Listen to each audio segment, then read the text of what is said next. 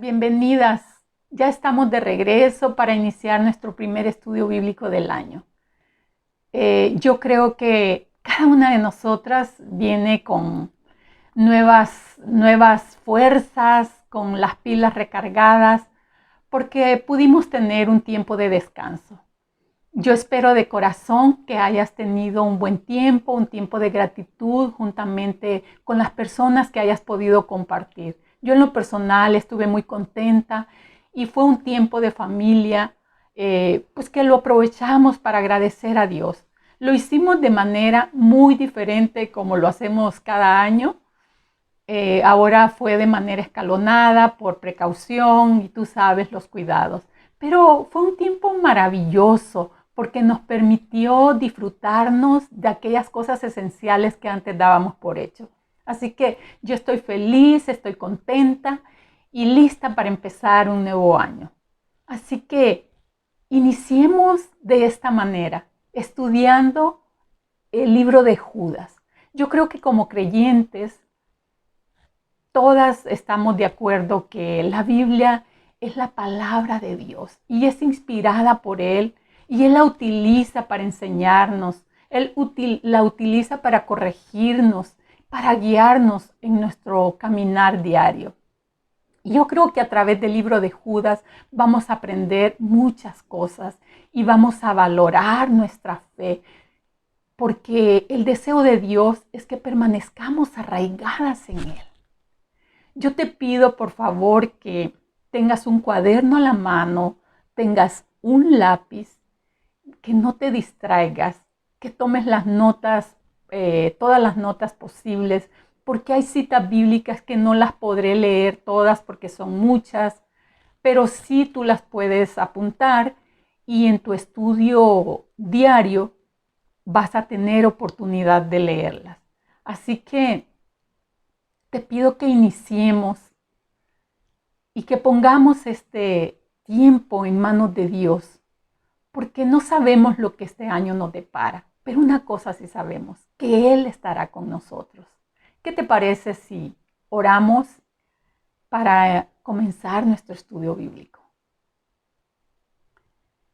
Señor Jesús, muchas gracias.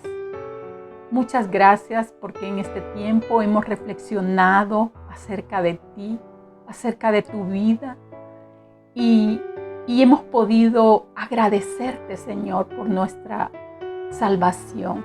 Gracias, Dios Padre, por proveernos la vida, por darnos salud, porque hemos podido permanecer durante este 2020 bajo tu abrigo, no tanto porque nosotros seamos muy fuertes, sino porque tú has decidido sostenernos y estar con cada una de nosotras, Señor. Estoy segura que cada una experimentó emociones y situaciones y circunstancias diferentes en las que tuvimos la oportunidad de ver tu mano, de sentir tu abrazo, de ser guiadas por tu palabra, porque sin duda alguna pasamos por aflicciones, pero fuimos consoladas por ti. Pasamos por diferentes necesidades, pero tú nos proveíste. Así que muchísimas gracias, Señor. Muchísimas gracias por todo lo que has hecho en nuestra vida y por todo lo que seguirás haciendo a lo largo de este 2021. Ayúdanos a permanecer arraigadas en tu palabra. Ayúdanos, Señor, a madurar y sobre todo a ser obedientes a ti. Ponemos este estudio delante de ti y pedimos tu bendición para él. En el nombre de Jesús, amén. Para continuar, me gustaría darte a conocer el propósito de esta escritura. Judas es un importante libro para todos nosotros, porque está escrito para el final de los tiempos, para este tiempo. Y la edad de la iglesia comenzó desde el día del Pentecostés, así como está relatado en el libro de los Hechos. Judas está dedicado totalmente a la gran apostasía. Él escribe que las malas obras son la evidencia de la apostasía. De hecho, nos exhorta a contender por la fe. porque la cizaña está entre el trigo.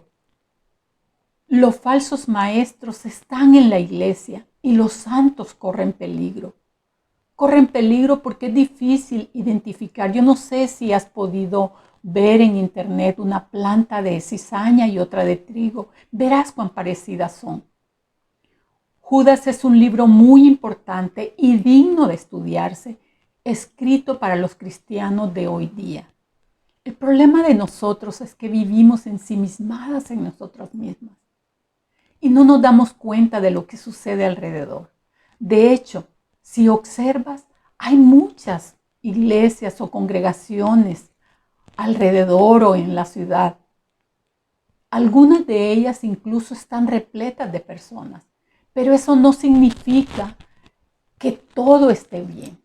De hecho, el libro de Judas nos habla de las consecuencias que puede haber o que indudablemente habrá si nosotros no seguimos una sana doctrina. Aparte, me gustaría darte a conocer el significado de algunas palabras que posiblemente no sean tan familiares para ti, pero que el libro de Judas las toca una y otra vez. La primera es doctrina. ¿Qué quiere decir doctrina? Quiere decir enseñanza. Cada que veas la palabra doctrina, recuerda que significa enseñanza. Apostasía significa un desafío al sistema, a un sistema establecido o una rebelión, un abandono o un abuso de la fe. Apóstata es alguien que niega la fe en Jesucristo. Impío es una persona sin Dios, sin adoración a Dios. Así que yo espero que este libro nos ayude a distinguir y a valorar una sana enseñanza, porque la apostasía amenaza al cuerpo de Cristo hoy y es necesario que pongamos atención. Desde el Antiguo Testamento se nos habla de la sana enseñanza. Y a manera de introducción, antes de empezar con los primeros 4 versículos que vamos a estar estudiando de Judas, me gustaría que viéramos rápidamente unas citas bíblicas, cómo desde el Antiguo Testamento se nos habla de la sana enseñanza. Y la razón es porque el ser humano, por naturaleza, tiende a desobedecer, a rebelarse en contra de la autoridad, como veíamos en la definición de la apostasía. Y aquí lo vemos claramente en Malaquías capítulo 2, versículos 6 al 9. Comunicaron al pueblo la verdad de las instrucciones que recibieron de mí. No mintieron ni estafaron. Anduvieron conmigo, llevaron vidas buenas y justas e hicieron volver a muchas personas de sus vidas pecaminosas. Las palabras que salen de la boca de un sacerdote deberían conservar el conocimiento de Dios y la gente debería acudir a él para recibir instrucción, porque el sacerdote es el mensajero del Señor de los ejércitos celestiales. No obstante, ustedes, sacerdotes, han abandonado los caminos de Dios. Sus instrucciones hicieron que muchos cayeran en pecado. Corrompieron el pacto que hice con los levitas, dice el Señor de los ejércitos celestiales. Por lo tanto, yo los he vuelto despreciables y los he humillado ante los ojos de todo el pueblo, pues no me obedecieron, sino que mostraron favoritismo en su forma de llevar a la práctica mis instrucciones. No me obedecieron, dice. Esos sacerdotes no obedecieron al pacto que Dios había hecho con los levitas. Dios quería traerles paz, quería traerles vida, pero ellos decidieron apartarse del camino y eso hizo que guiaran mal a otros y que esas personas cayeran en pecado. Y ese pecado realmente cae sobre los hombros del que enseña, porque el que enseña guía a otros para para que lleguen a un destino, para que alcancen una madurez, no para que se desvíen. Para Dios no es cualquier cosa que empecemos a enseñar lo que nosotros creemos. Dios siempre está hablando de que nos mantengamos firmes. Fíjate aquí la instrucción que Pablo le da a su discípulo Timoteo en la segunda carta de Timoteo, en el capítulo 1, versículos 13 y 4. Por favor, anótalos porque no lo voy a leer. Pablo le está diciendo a su discípulo que se aferre al modelo de la sana enseñanza que aprendió de él y que guarde con sumo cuidado esa preciosa verdad que se le confió. Este es el encargo que le está dando Pablo a Timoteo. Lo está animando a ser fiel. ¿Por qué? Porque él le había enseñado, pero no dejaba de ser un ser humano que podía apartarse más adelante en el camino. Igual pasó en Creta, cuando a Tito se le es delegado que busque ancianos para que gobiernen y pastoreen aquella iglesia que Pablo había levantado por la predicación del Evangelio. Pablo le especifica que levante ancianos con estas características. Acompáñame a leer en el capítulo 1, a partir del versículo 9. Está hablando de los ancianos. Debe tener una fuerte creencia en el mensaje fiel que se le enseñó. Entonces podrá animar a otros con la sana enseñanza y demostrar a los que se oponen en qué están equivocados. Pues hay muchos rebeldes que participan de conversaciones inútiles y engañan a otros. Me refiero especialmente a los que insisten en que es necesario circuncidarse para ser salvo. Hay que callarlos porque su falsa enseñanza alejan a familias enteras de la verdad y solo lo hacen por dinero. Incluso uno de sus propios hombres, un profeta de Creta, dijo acerca de ellos: todos los cretenses son mentirosos, animales crueles, glotones, perezosos. Es la verdad, así que repréndelos con severidad para fortalecerlos en la fe. Tienen que dejar de prestar atención a mitos judíos, a los mandatos que aquellos que se han apartado de la verdad. Todo es puro para los de corazón puro. En cambio, para los corruptos e incrédulos, nada es puro, porque tienen la mente y la conciencia corrompida. Tales personas afirman que conocen a Dios, pero lo niegan con su manera de vivir. Son detestables y desobedientes. No sirven para hacer lo bueno.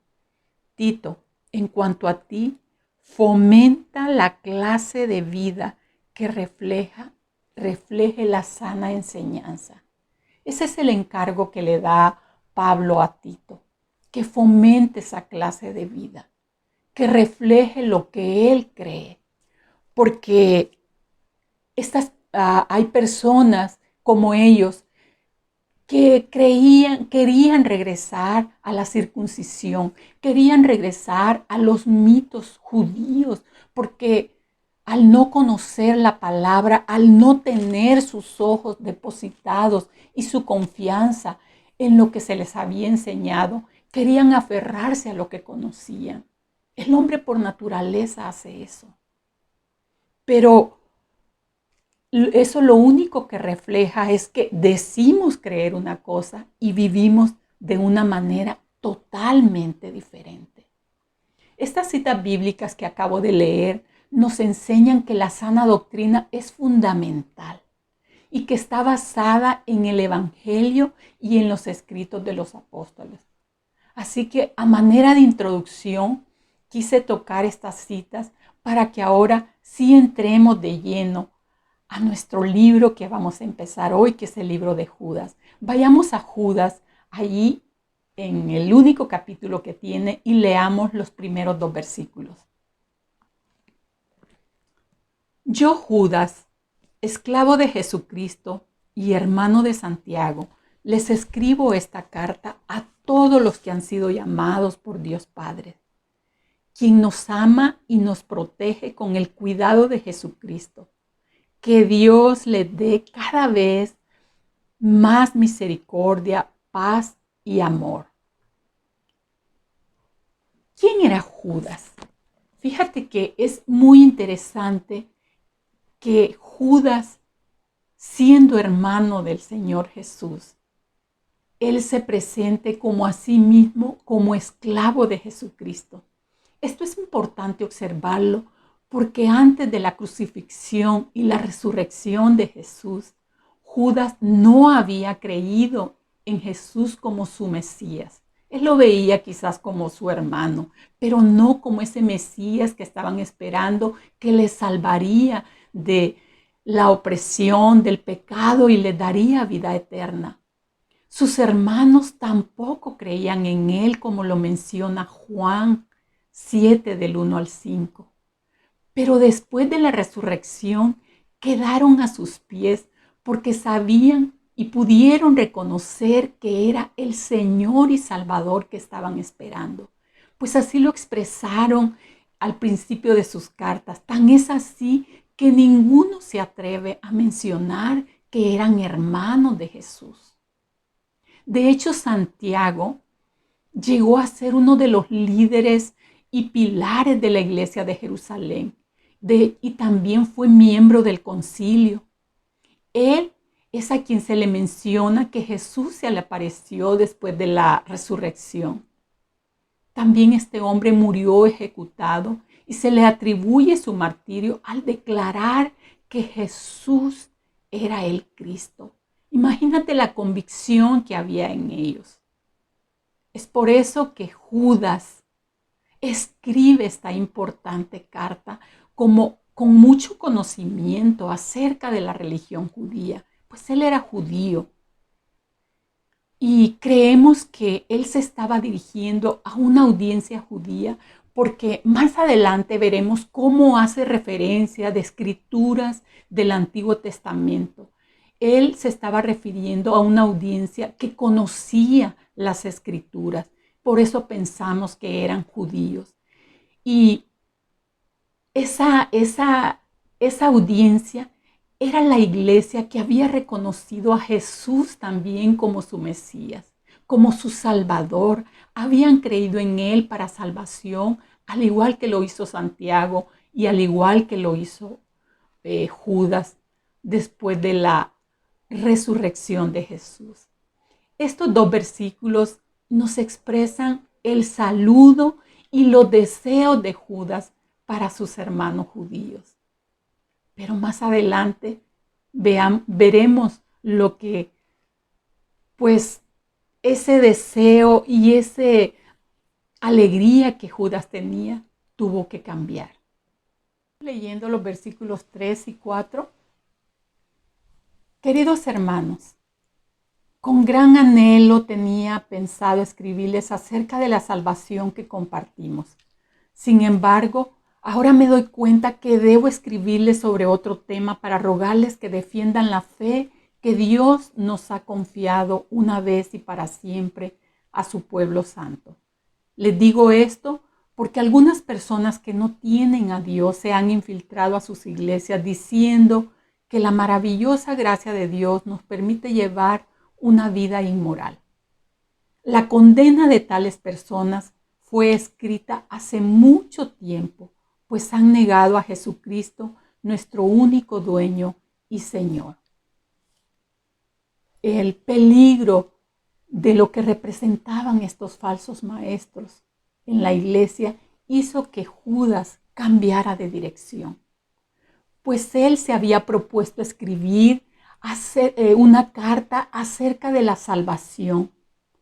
Ese era un tema que a él le apasionaba y que él era un hombre misionero y se dedicaba a predicar las buenas nuevas. Él quería hablar acerca de este tema como la bendición que toda esa comunidad de creyentes disfrutaban en común. Y quizás la idea era destacar la unidad y la comunión entre los creyentes.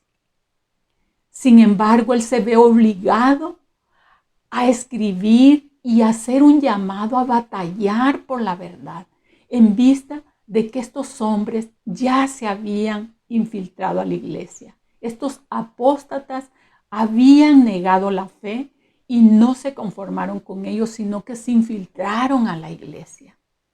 Y cuando alguien se infiltra, lo hace de manera cautelosa, lo hace de manera oculta.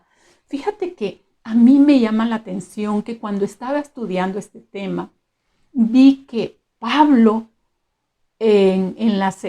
Pedro, el apóstol Pedro, en su segunda carta, en el capítulo 2, él previene a la iglesia de que estos falsos maestros iban a llegar.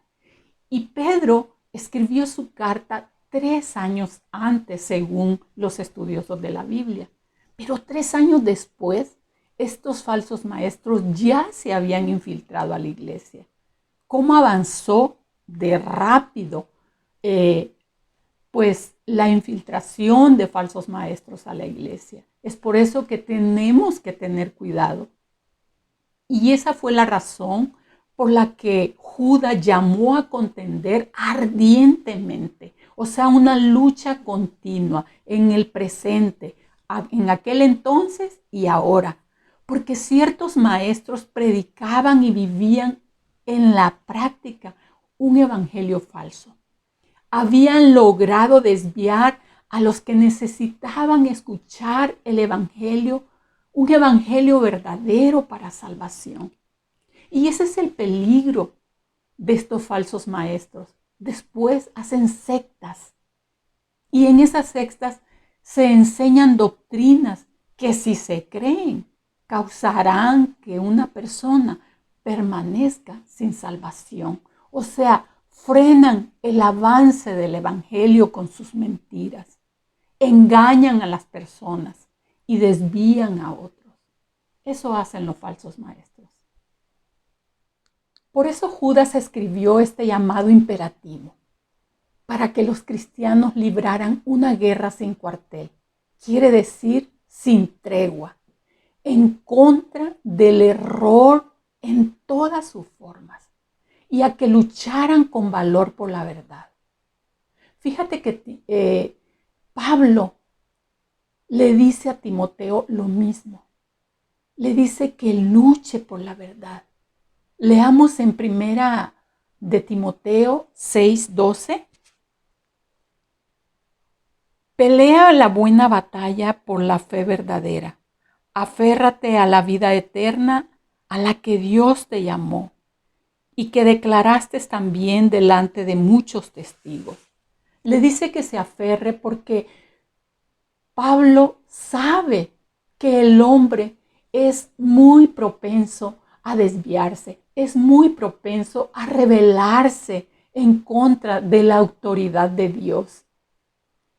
Y son sus consejos finales que le da a su discípulo. Le dice que luche, que se aferre a esa fe y a la vida eterna que él había un día confesado delante de muchas personas. Porque no es tan solo hacer una confesión de fe pública, es con nuestra vida decir o mostrar lo que creemos. También en 2 de Corintios 10:35, Pablo dice que hay que disponerse a confrontar y corregir toda desviación de la verdad. Aquí habla de esos argumentos que se alojan en la mente y que se levantan como una verdadera fortaleza en contra del conocimiento de Cristo. Vamos a leer allí en el capítulo 10, versículo 3 al 5. Somos humanos, pero no luchamos como lo hacen los humanos. Usamos armas poderosas de Dios, no las del mundo, para derribar las fortalezas del razonamiento humano y para destruir argumentos falsos. Destruimos todo obstáculo de arrogancia que impide que la gente conozca a Dios. Capturamos pensamientos rebeldes y enseñamos a las personas a obedecer a Cristo. Es necesario que nos dispongamos a confrontar y a corregir toda desviación, porque los pensamientos, como te decía anteriormente, hacen una barrera, levantan una fortaleza. Las fortalezas son para cubrir, para proteger, pero en este caso nos evitan llegar al conocimiento de Cristo cuando esos pensamientos se levantan. Y es por eso que hay que disponerse a confrontar y a corregir toda desviación sin piedad, sin tregua. Una guerra sin cuartel, como lo decía Judas. Y no solo Judas, no solo Pablo, no solo Pedro estaba advirtiendo de todas estas cosas. También el mismo Jesús lo hacía. Fíjate, vamos allí a Mateo 7, del versículo 15 al 20. Jesús le da una instrucción a sus discípulos. Le dice que se cuiden de las personas, que se fijen en su fruto, que se fijen en su manera de vivir. Solo de esa manera los van a conocer. Leamos a partir del versículo 15. Jesús les dice: ten cuidado de los falsos profetas que vienen disfrazados de ovejas inofensivas, pero en realidad son lobos feroces. Puedes identificarlos por su fruto, es decir, por la manera en que se comportan. ¿Acaso puedes recoger uvas de los espinos o higos de los cardos? Un buen árbol produce frutos buenos y un árbol malo produce frutos malos. Un buen árbol no puede producir frutos malos y un árbol malo no puede producir frutos buenos. Por lo tanto, todo árbol que no produce frutos buenos se corta y se arroja al fuego. Así es, de la misma manera que puedes identificar un árbol por su fruto, puedes identificar a la gente por sus acciones, le dice Jesús a sus discípulos. No importa qué tanto, en otras palabras, qué tanto conoces. Fíjate en su comportamiento, fíjate en sus frutos y te vas a dar cuenta quiénes son estas personas. Muchas veces, pues nosotros nos sentimos que no tenemos todo el conocimiento y que cómo vamos a hacer para poder identificar pues una mentira. Pues solo conociendo la verdad. No hay otra manera, porque con frecuencia de verdad es difícil detectar esos falsos maestros, porque a eso se refiere la frase de que vienen como lobo con piel de oveja. Ellos así entran como ovejitas, pero por dentro son lobos feroces que llegaron a destrozar la iglesia del Señor sin piedad. O sea que Satanás y sus demonios se disfrazan como ángeles de luz y sus ministros se disfrazan como ministros de justicia. Es por eso que Pablo le dice en una de sus cartas que ni aunque venga un ángel y predique un evangelio diferente al que él les predicó, le crean. Porque el diablo, o sea, Satanás, se disfraza como ángel de luz. Es por eso que yo decía al inicio que no es suficiente ver muchas congregaciones, no es suficiente ver congregaciones repletas de gente. Hay que ver qué se nos está enseñando, porque hay mucho error doctrinal hoy día y se da porque las personas no se dan la tarea de estudiar, no se dan la tarea de escudriñar y meditar en la palabra. Vamos de mensaje en mensaje, de domingo en domingo, y nos comemos todo lo que nos sirven en el plato. No hay otra, queridas hermanas. Solamente estando familiarizados con la verdad estaremos en condiciones de reconocer una falsificación. En los bancos capacitan a las cajeras que ellas puedan conocer todos los detalles de un billete verdadero. No les invierten tiempo ni recursos para que puedan conocer los billetes falsos, porque una vez que ellas conozcan los billetes verdaderos, fácilmente los van a detectar. Así que nosotras tenemos que ser diligentes en conocer la palabra y de esa manera podremos detectar mentiras, podremos detectar algunas cosas que no están de acuerdo a la palabra.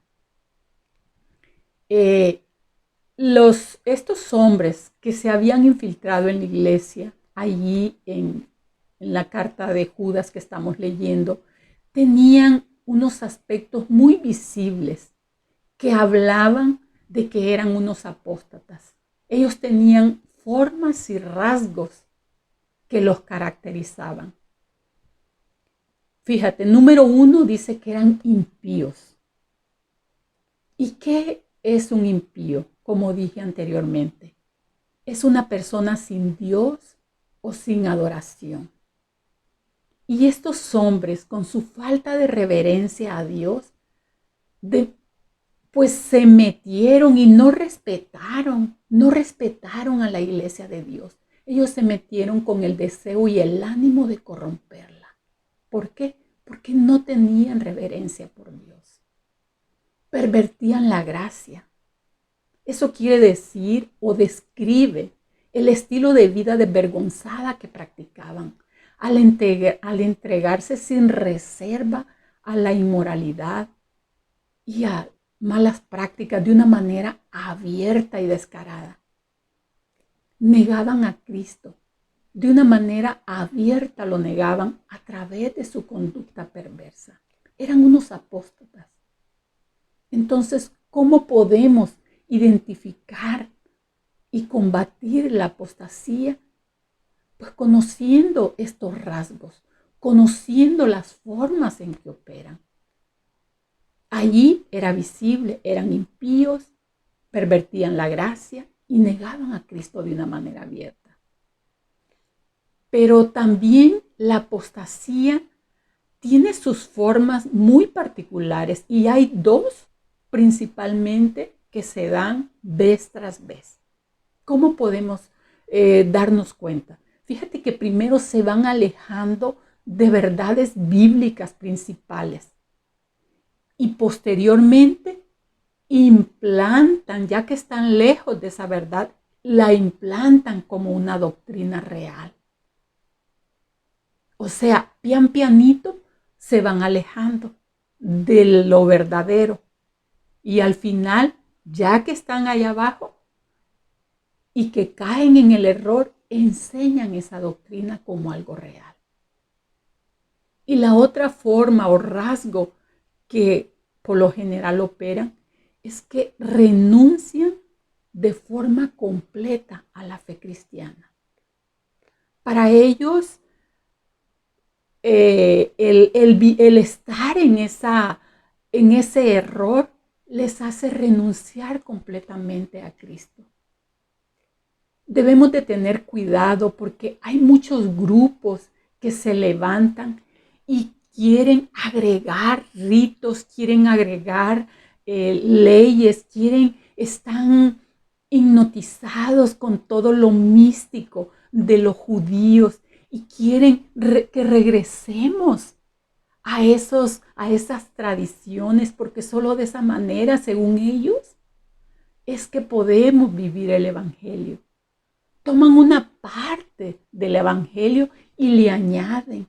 En otras palabras, están diciendo que el sacrificio de Cristo no fue suficiente, que hay que agregarle obras, que hay que agregarle cosas para que pueda ser eficaz.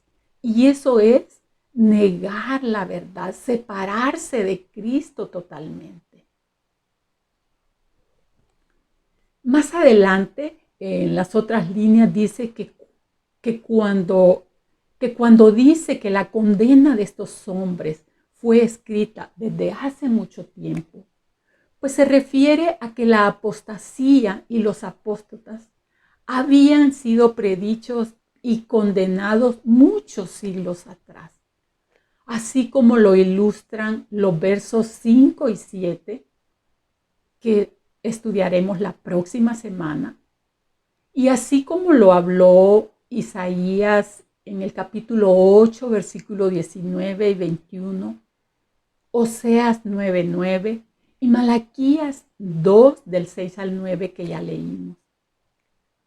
Todas estas citas bíblicas se refieren y predicen a estos apóstoles, pero también dicen que ellos ya fueron condenados. Fíjate, siglos antes habían estas profecías, pero a nosotros, la iglesia, se nos olvida, transcurre el tiempo y se nos olvidan las cosas. Sin duda alguna, vivimos un tiempo único en la historia. Y este pequeño libro puede ayudarnos y puede equiparnos para afrontar los retos de vivir en el final de los tiempos. La iglesia empezó a vivir y empezó a contar desde el día del Pentecostés. ¿Hace cuánto sucedió esto? Seguramente nosotras estamos más cerca del final que ellos.